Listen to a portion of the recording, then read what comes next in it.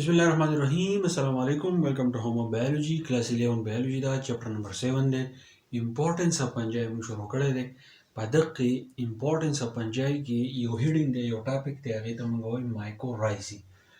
mycorrhizae شروع کول نه مخکې موږ symbiotic relationship باره کې موږ ویل دی چې symbiotic relationship دې ته وایي چې دوه ارګانیزم د یو بل سره یو ځای اوسېږي، یو بل له پیدا ورکوي، نو دغې ته موږ symbiosis وایو، یو ته موږ symbiotic relationship وایو.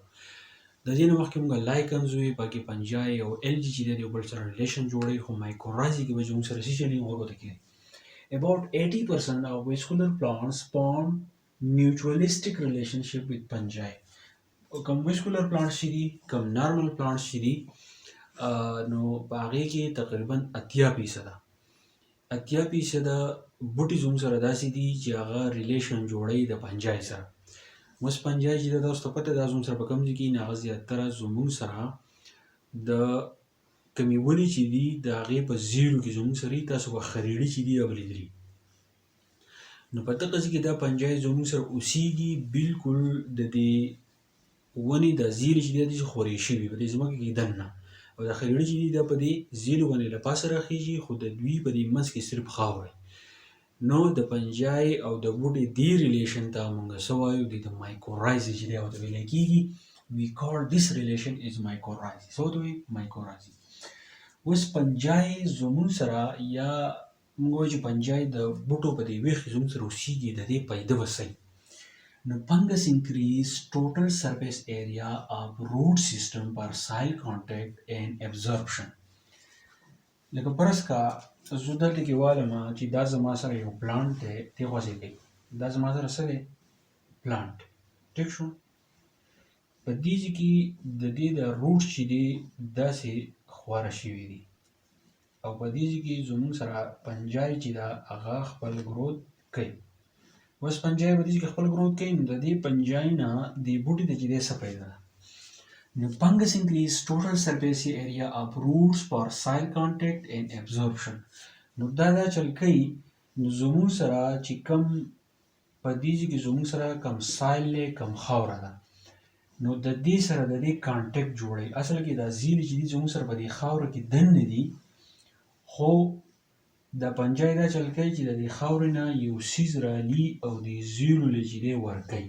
نو دې ته موږ وایو چې سرفیس ایریا چې دی هغه سیوا کوي. نو اوس داسې کم څیزونه دي چې دا فنجای زموږ سره لګي، د دې سایل نه یې رالي او دې زیرو له یې ورکوي. نو په دې کې موږ سره څه دي؟ ایډوانټیج پیدا څه ده؟ transfer phosphorus, zinc, copper and other nutrients from the soil into the roots. په دې خاوره کې زموږ سره minerals دي، هغه minerals زموږ سره کوم یو دي؟ phosphorus, zinc, copper and other nutrients from the soil into the roots. هغه دې roots ته انټر کوي، د فنجای دا څیزونه رالي او دلته یې ورکوي. In turn, plant supplies organic carbon to the fungus.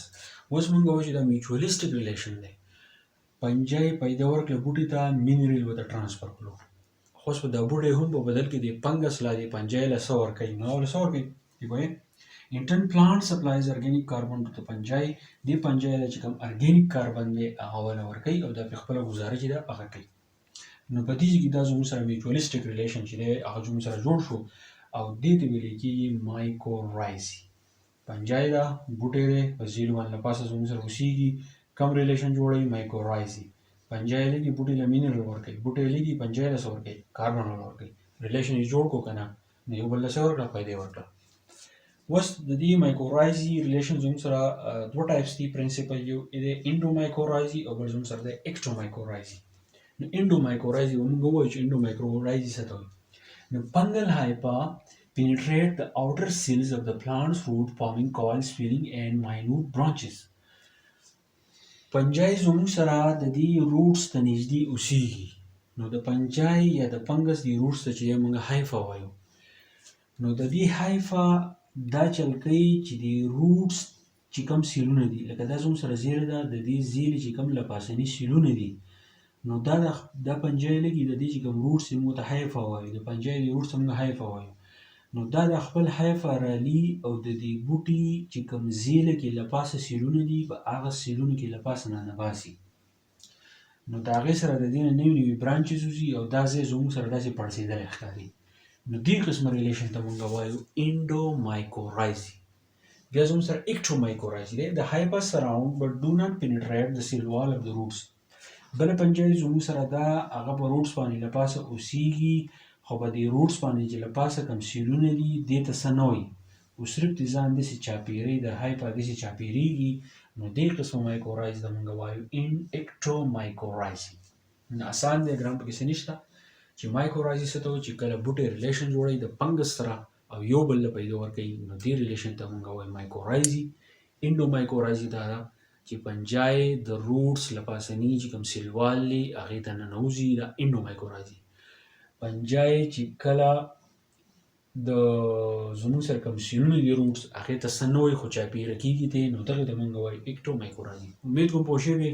د بیا کوم څه مسالې ماته په کمنټ کې ضرور ویلی شئ. تھینک یو، ډېره مننه.